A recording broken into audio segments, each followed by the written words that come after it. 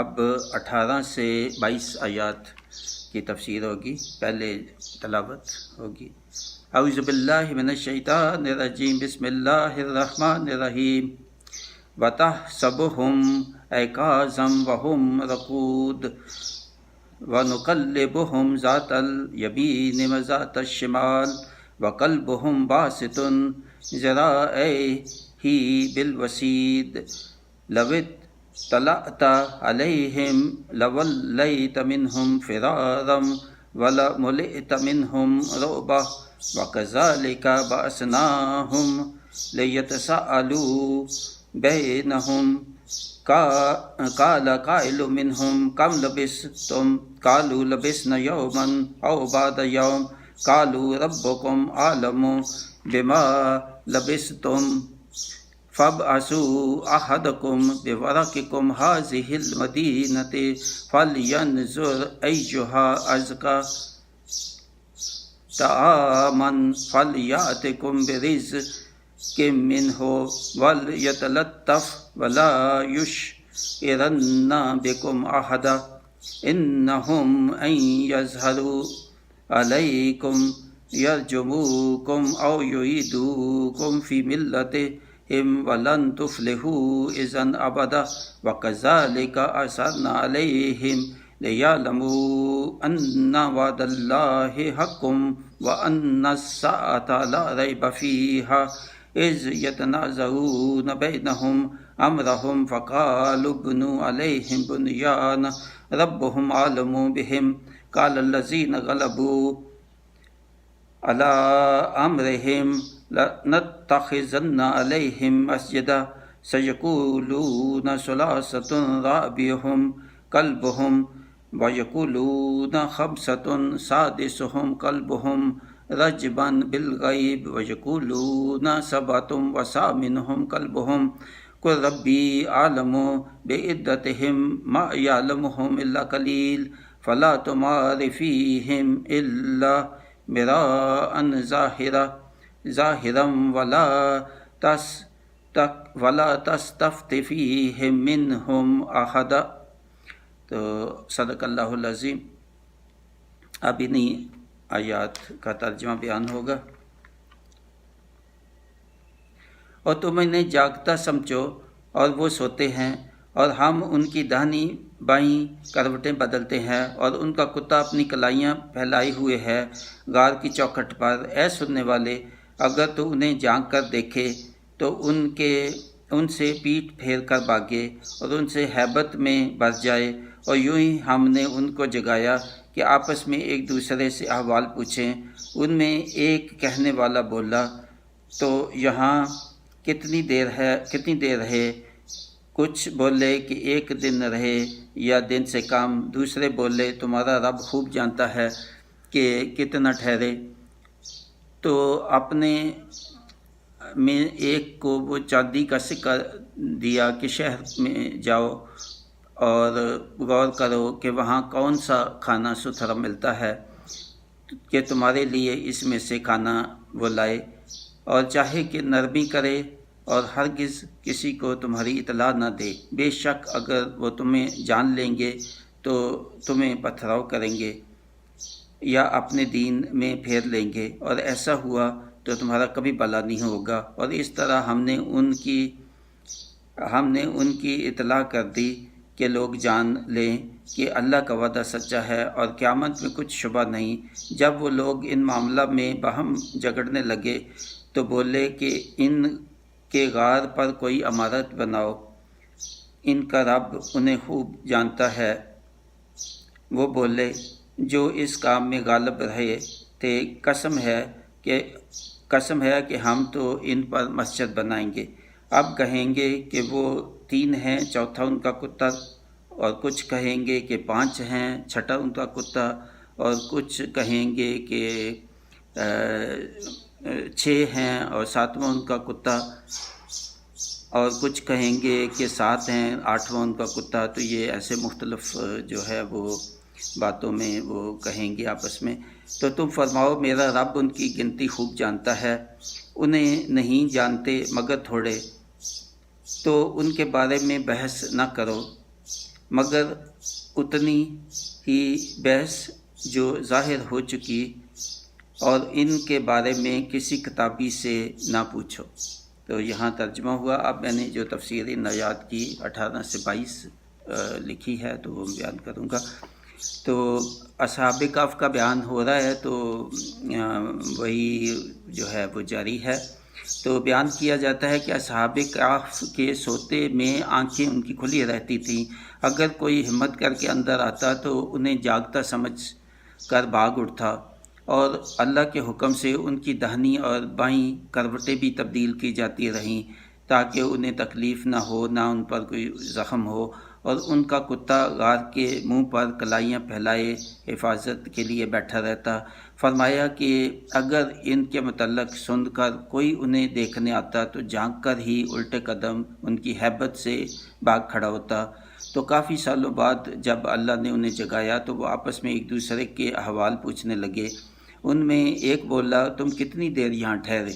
کچھ بولے کہ یہ شاید 1 دن یا 1 دن سے بھی کم۔ دوسرا بولا کہ ہمارا رب ہی جانتا ہے کہ ہم غار میں کتنی دیر ٹھہرے۔ انہوں نے اپنے ساتھی کو ایک چاندی کا سکہ دیا کہ شہر میں جاؤ اور معلوم کرو کہ یہاں کہاں سے اچھا ستھرا کھانا ملتا ہے تو ہمارے لیے کچھ کھانا لے آؤ، اور اسے تاکید کی کہ بازار میں لوگوں سے کوئی زیادہ بات نہ کرنا، نرمی سے بات کرنا، کوئی بحث میں نہ الجھنا، تاکہ ان کو ہمارا یا تمہارا معلوم نہ ہو کہ ہم کون ہیں، ورنہ جو ہے وہ ہمیں قتل کر دیں گے، تو تم پر پتھراؤ کریں گے۔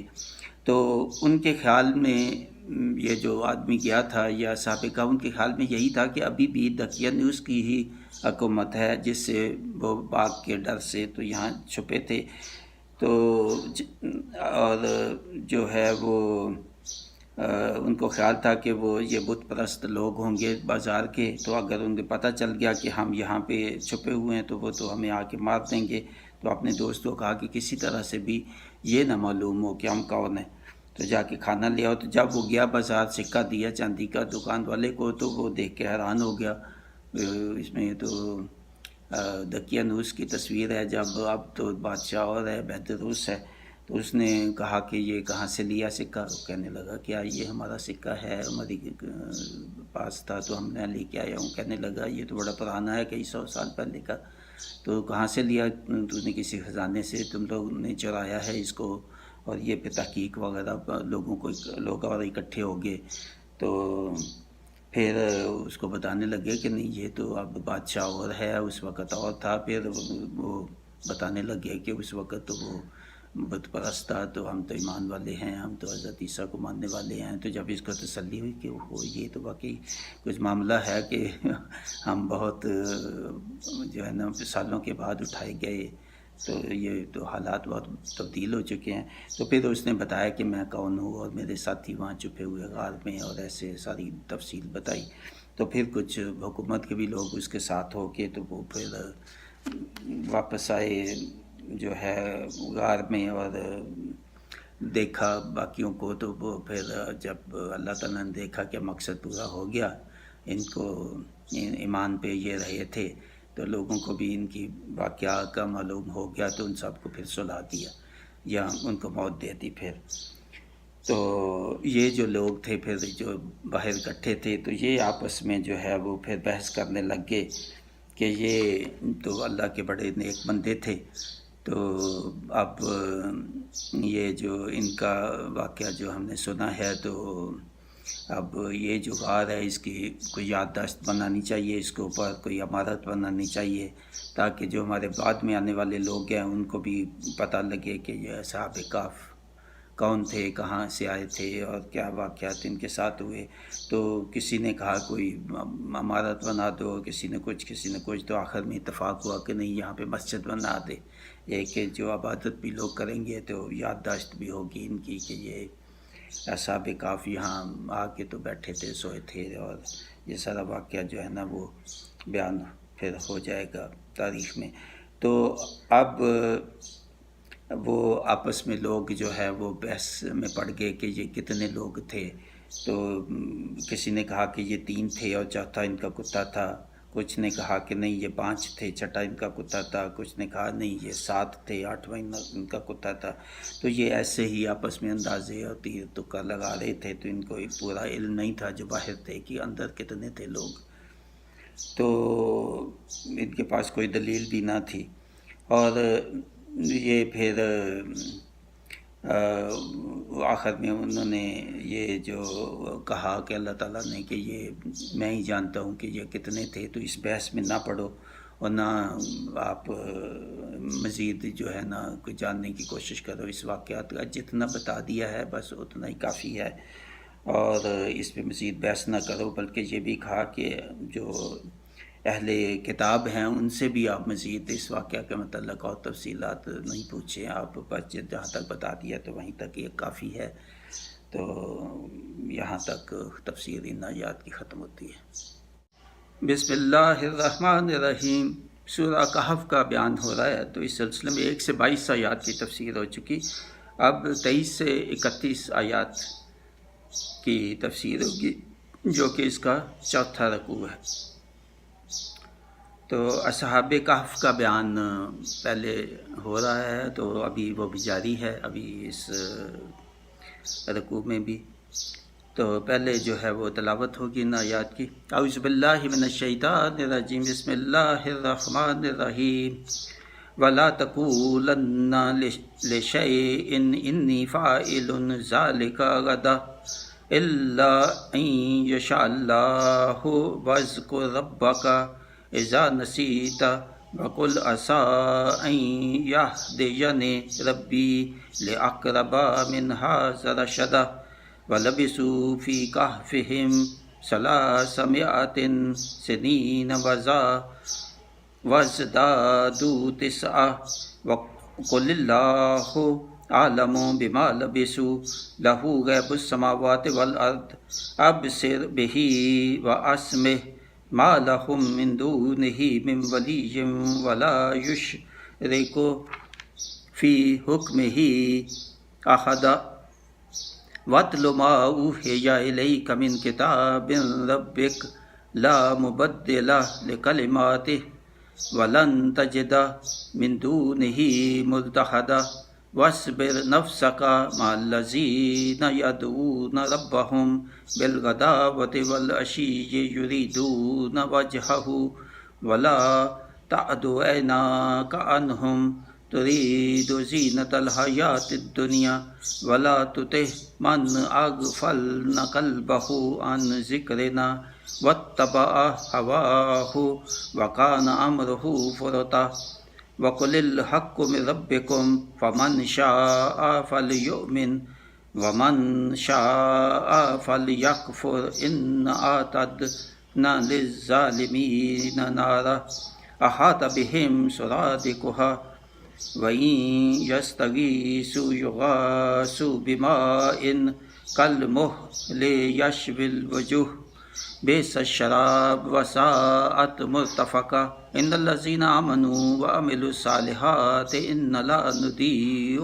اجر من احسن عملا اولئك لهم جنات عدن تجري من تحتهم الانهار يخلدون فيها من اساور من ذهب ويلبسون ثيابا خضرا من سندس وَإِسْتَبْرَقٍ مُتَّكِئِينَ فِيهَا عَلَى الْأَرَائِكِ نِعْمَ الثَّوَابُ وَحَسُنَتْ مُرْتَفَقًا۔ صدق اللہ العظیم۔ اب ان آیات کا ترجمہ بیان ہوگا۔ اور ہرگز کسی بات کو نہ کہنا کہ میں کل یہ کر دوں گا،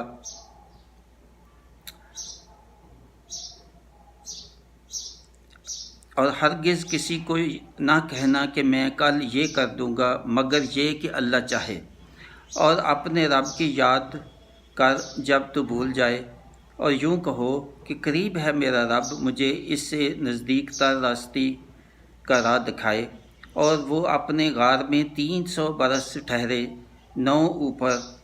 تم فرماؤ اللہ خوب جانتا ہے وہ جتنا ٹھہرے، اس کے لیے ہیں آسمانوں اور زمینوں کے سب غیب، وہ کیا ہی دیکھتا ہے اور کیا ہی سنتا ہے، اس کے سوا ان کا کوئی والی نہیں، اور وہ اپنے حکم میں کسی کو شریک نہیں کرتا۔ اور تلاوت کرو جو تمہارے رب کی کتاب تمہیں وحی ہوئی، اور اس کی باتوں کا کوئی بدلنے والا نہیں، اور ہرگز تم اس کے سوا پناہ نہ پاؤ گے۔ اور اپنی جان ان سے مانوس رکھو جو صبح و شام اپنے رب کو پکارتے ہیں، اس کی رضا چاہتے ہیں، اور تمہاری آنکھیں انہیں چھوڑ کر اور پر نہ پڑے۔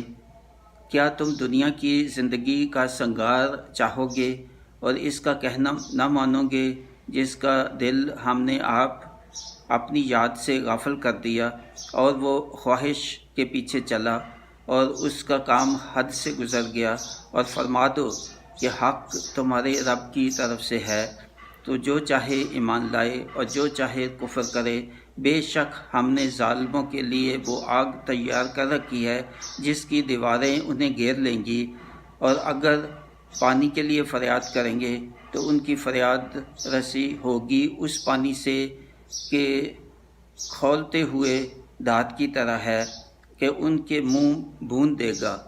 کیا ہی برا پینا ہے، اور دوزخ کیا ہی بری ٹھہرنے کی جگہ۔ بے شک جو ایمان لائے اور نیک کام کیے، ہم نے ان کے نیک کاموں کا اجر ضائع نہیں کرتے، اور جن کے کام اچھے ہوں ان کے لیے بسنے کے باغ ہیں، ان کے نیچے ندیاں بہیں، اور اس میں سونے کے کنگن پہنائے جائیں گے، اور سبز کپڑے کریب باریک ریشم اور کنادیر موٹا ریشم کے پہنیں گے۔ وہاں تختوں پر تکیے لگائے، کیا ہی اچھا ثواب، اور جنت کی کیا ہی اچھی آرام کی جگہ۔ اور ان کے سامنے دو مردوں کا حال بیان کرو۔ وہ آگے ہے یہاں تک کہ یہ ہے کہ ان کے لیے کتنی ہی اچھی جگہ ہے جنت کی، اور کتنی ہی آرام کی جگہ۔ یہاں یہ 31 تک اچھی آرام کی جگہ تک یہ ترجمہ اس کا ہوا۔ تو اب ان آیات کی تفسیر جو میں نے لکھی ہے وہ میں بیان کروں گا۔ تو اللہ تعالیٰ فرماتا ہے کہ ہرگز کبھی کسی بات پر، یہ سب کے لیے ہمارے لیے بھی بہت دفعہ ہم یہ خیال نہیں رکھتے ان باتوں کا کہ جب بھی کوئی بات کرنی ہو تو کیسے اس کا کیا جائے، جو آئندہ کی بات کرتے ہیں کہ کل ہم نے یہ کرنا، کیا ہفتے بعد، یہ سال، اگلے سال۔ اور ہرگز کبھی کسی بات پہ نہ کہو کہ میں کل یا آنے والے وقت میں یہ کر دوں گا۔ یہ اللہ تعالیٰ کو میں اور یہ چیز نہیں پسند، اور اللہ تعالیٰ فرماتا ہے کہ مگر یہ کہ اللہ چاہے، ہمیشہ انشاءاللہ لازمی ساتھ کہو۔ تو یہ بڑی تاکید کی اور ہمیں یہ عمل کرنا چاہیے اس پہ۔ اللہ تعالیٰ نبی کریم صلی اللہ علیہ وسلم اور ان کے ذریعے سب ایمان والوں سے فرما رہا ہے کہ جب بھی کسی کام کرنے کا عہد کرو یا سوچو تو کہو کہ انشاءاللہ لازمی ساتھ کہو کہ اگر اللہ نے چاہا تو ہوگا، کیونکہ کسی بھی کام کے ہونے نہ ہونے کا دار و مدار اللہ تعالیٰ کی رضا اور اس کی مدد پر ہے۔ اور اگر کبھی اللہ کہنا بھول جائیں تو جب یاد آئے تو کہہ لیں، اگر بھول گئے بیچ میں اسی وقت تو بعد میں جب یاد آئے تو کہہ لیں، یہ بھی ہے۔ تو اس کا مطلب یہ بھی ہے کہ اگر بھول سے کوئی خطا ہو جائے یا نماز چھوٹ جائے تو جب یاد آئے، اسی سے یہ اخذ کیا کہ کوئی بھی بھولا ہوا کام جو ہے جب یاد آئے تو کر لے اچھا کام۔ زکوٰۃ نہیں دی، پہلے یاد آیا تو فوراً دے دو، نمازیں چھٹی ہوئی پتہ چلا قضا کر لو، یا زیادہ ہیں تو چلو جو ہو چکا اس کی قضا جو ہے وہ ادا کریں۔ جو بھی کوئی کام نیکی کا، کوئی بھی اللہ تعالیٰ کا حکم، تو جب یاد آئے تو فوراً اللہ تعالیٰ سے معافی مانگو، رجوع کرو، اور وہ جو ہے کام کر لو۔ تو یہ بھی بہت اہم ہے کہ اللہ تعالیٰ کی طرف رجوع کرنا اپنی غلطیوں سے، اور اللہ تعالیٰ سے دعا فرمائیں کہ وہ آپ کو سیدھی راہ پہ رکھے اور آپ کی پچھلی جو خطائیں معاف کرے۔ اے نبی صلی اللہ علیہ وسلم، نصارہ اگر کہہ رہے ہیں کہ اصحاب کہف 300 برس تو رہے مگر 9 برس زیادہ، یہ کیسے ہوا؟ یہ آپس میں اختلاف کر رہے ہیں کہ یہ کیسے ممکن ہے؟ تو اس کا جواب میں آپ کہو کہ یہ اللہ تعالیٰ ہی جانتا ہے، یہ اس کی قدرت ہے اور تمہیں ماننا چاہیے۔ اور آپ دوسری آپ کی جو الہامی کتابیں ہیں وہاں پہ بھی جا کے دیکھ لو، کچھ نہ کچھ آپ کو اس کی تصدیق مل جائے گی۔ وہ تو آزمائش کے لیے کہہ رہے تھے، ان کو تو معلوم تھا، مگر یہ بھی پھر بھی ماننے کو تیار نہیں تھے۔ آپ ان سے فرمائیے کہ اللہ خوب جانتا ہے کہ وہ کتنے برس رہے۔ اہم بات تو یہ ہے کہ اس واقعہ سے کفار اور اہل بیت بلکہ ایمان والے جو ہے وہ سبق حاصل کریں کہ اللہ ہر چیز پر قادر ہے، حتیٰ کہ وہ چیز دنیا کے قوانین کے مطابق بھی نامعلوم ہوتی ہے۔ جیسے کہ کیسے 300 برس کو ایسے سوتے رہ سکتے ہیں، دنیا کے قوانین کے مطابق نہیں تھا، مگر اللہ تعالیٰ کے قوانین ہیں، وہ چاہے تو توڑ دے، ہم تو نہیں توڑ سکتے مگر اللہ تعالیٰ توڑ سکتے۔ تو اللہ تعالیٰ بہت بڑی اس کی طاقت ہے، اس کے سامنے حق پر ڈٹ جانا اور اللہ پر ہی بھروسہ کرنا۔ یہ کفار جو ہے یہ اس واقعہ کو آخرت سے جو انکاری ہیں وہ بھی سبق حاصل کریں کہ اگر 300 سال بعد کوئی سلایا ہوا جگایا جا سکتا ہے تو یہ جو فوت ہونے سے بعد میں اٹھا لے جانے کے انکاری ہیں، تو اللہ تعالیٰ وہ بھی قدرت رکھتا ہے کہ مرنے کے بعد بھی اٹھا سکے۔ اور یہ اسباب نہ ہونے یا مکہ کے باوجود فتح حق کی ہی ہوتی۔ اصحاب کہف کا قصہ، یعنی وہ بھی اسباب نہیں تھے تو جو ہے مکہ کی جو فتح ہوئی وہ بھی بغیر اسباب کے ہی ہوئی، مگر حق کی فتح ہوئی۔ اصحاب کہف کا قصہ یہاں ختم ہوتا ہے۔ اب اللہ تعالیٰ نبی صلی اللہ علیہ وسلم کو مخاطب فرما رہا ہے کہ ان کی معرفت اہل مکہ کو بھی یہ پیغام ہے۔ نبی ان کو فرمائیں کہ سارے آسمانوں اور زمینوں کا مالک اللہ ہی ہے، اور وہی ان سب کے غیب جانتا ہے، اور کیا ہی وہ دیکھتا ہے اور کیا ہی وہ سنتا ہے۔ اس کا دیکھنا سننا ہم جیسا نہیں ہے، یعنی وہ سب دیکھ رہا ہے جو یہ کفار کر رہے ہیں، اور جو یہ بولتے ہیں وہ سن بھی رہا ہے۔ جو یہ آپ کے متعلق نازیبا باتیں اور مشورے آپس میں کرتے ہیں، خفیہ علانیہ سب اللہ تعالیٰ سن رہا ہے، دیکھ رہا ہے اس کو۔ اللہ کے سوا آپ کا یا ایمان والوں کا اس کے سوا کوئی مددگار نہیں، اور نہ ہی وہ اپنے حکم میں کسی کو شریک کرتا ہے۔ یہ تسلی دے رہا ہے اللہ تعالیٰ نبی پاک صلی اللہ علیہ وسلم ایمان والوں کو کہ وہ اللہ ان کے ساتھ ہے۔ یہ کفار مکہ کو تنبیہ دی جا رہی ہے جو بتوں کو اللہ کا شریک جانتے تھے، اور آپ اور ایمان والے قرآن کی تلاوت کرتے رہو، اور اللہ کی طرف سے وحی کا ذریعہ جو حکم آپ کے آ رہے ہیں، نازل ہو رہے ہیں، تو آپ ان پہ ڈٹے رہو، ان پہ پابندی کرو۔ کفار جھوٹ بولتے ہیں جب یہ کہتے ہیں کہ یہ وحی اللہ کی طرف سے نہیں ہے، بلکہ نبی پاک صلی اللہ علیہ وسلم نعوذ باللہ یہ لکھ لیتے ہیں، لکھوا لیتے ہیں۔ اور کفار کا یہ کہنا کہ آپ اس میں ترمیم کر کے کچھ اپنی باتیں جو ہے وہ شامل کر لیتے ہیں، تو ان پر واضح کر دیں کہ اللہ کی کوئی آیات کوئی نہیں بدل سکتا۔ اور یہ بھی وہ کہا کرتے تھے کہ یہ کچھ آپ بدل دیں ہماری خاطر اور کچھ ہماری باتیں شامل کر لیں، تو اب وہ فرمایا جا رہا ہے کہ ان آیات کو کوئی نہیں بدل سکتا، اور ہرگز کوئی اللہ تعالیٰ کے سوا پناہ نہ پائے گا۔ اور اپنی جان جو ہے سے رکھو، ان کے ساتھ میل جول رکھو جو صبح شام اپنے رب کو پکارتے ہیں، یعنی یہ بھی ہمارے لیے بھی بتایا کہ ان کے ساتھ اٹھنا بیٹھنا، صحبت دوستی رکھو جو اللہ کے نیک بندے ہوں اور صبح شام اللہ کا ذکر کرتے ہوں۔ بظاہر خطاب تو نبی پاک صلی اللہ علیہ وسلم کی طرف ہے، مگر مقصود کفار مکہ، صحابہ اور ہم ہیں، اور تمہاری آنکھیں انہیں چھوڑ کر اوروں کی طرف نہ پڑے۔ یہ نبی پاک صلی اللہ علیہ وسلم کو کہا، ہمیں بھی کفار کو بھی، کہ یہ جو بڑے امیر اور سردار اور جن کے پاس دولت اور بڑے وسائل ہیں، تو ان کو نہ دیکھو کہ اللہ تعالیٰ نے ان کو تو بہت کچھ دیا، تو ہم تو سچے دین پہ ہیں تو ہمیں کیوں نہیں ملا، تو یہ وہ کبھی یہ نہ سوچے۔ تو مال و دولت جو ہے وہ معیار نہیں ہے اللہ تعالیٰ کی قبولیت اور اللہ تعالیٰ کے نزدیک کسی کی بڑھائی کا۔ تو یہ جو ہے نا اللہ تعالیٰ نے حکم فرمایا سب کے لیے۔ تو سرداروں کی طرف متوجہ نہ ہوں جو صرف دنیا کی زندگی کا سنگار کو ترجیح دے رہے ہیں، تو یہ دنیا کی زندگی کا سنگار ہے جس نے ان کو غافل کیا ہوا ہے، جس کی وجہ سے یہ تکبر میں پڑے ہوئے ہیں اور اللہ کو حدود کو چھوڑ کے تو اپنی خواہشات کے پیچھے چلے ہوئے ہیں، اور یہ خواہشات جو ہیں ان کی برباد کر رہی ہیں ان کی دین کو، زندگی کو۔ یہ بہت بڑی آیت ہے، اچھی اور سبق آموز کہ اللہ تعالیٰ کہتا ہے کہ یہ اولاد کی زیادتی، مال و دولت کی زیادتی یہ آپ کا امتحان ہے، اور بہت ہی بڑا امتحان ہوتا ہے یہ انسان کے لیے کہ صحیح طرح خرچ کرتا ہے یا حاصل جو ہے حلال طریقے سے کرتا ہے، اور جو اللہ تعالیٰ کے بتائے ہوئے حقوق ہیں بندوں کے اور اس مال پہ وہ انسان پورے کرتا ہے کہ نہیں، زکوٰۃ دیتا ہے، اللہ کے نام کا خرچ کرتا ہے کہ نہیں، اور پھر سب سے بڑھ کے اپنی خواہشات کے پیچھے نہیں لگ جاتے۔ مال جو ہے، دولت اپنی تعیش اور اپنے خواہشات پوری کرنے میں تو نہیں یہ سارا مال لگا رہا، بجائے اس کے کہ اللہ کے کاموں میں کرے۔ یہ جو ہے اسراف اور ضائع کرنا اور فضول خرچی اور ان باتوں پہ جن کو اللہ تعالیٰ نے منع کیا ان پہ دولت لگا رہا ہے۔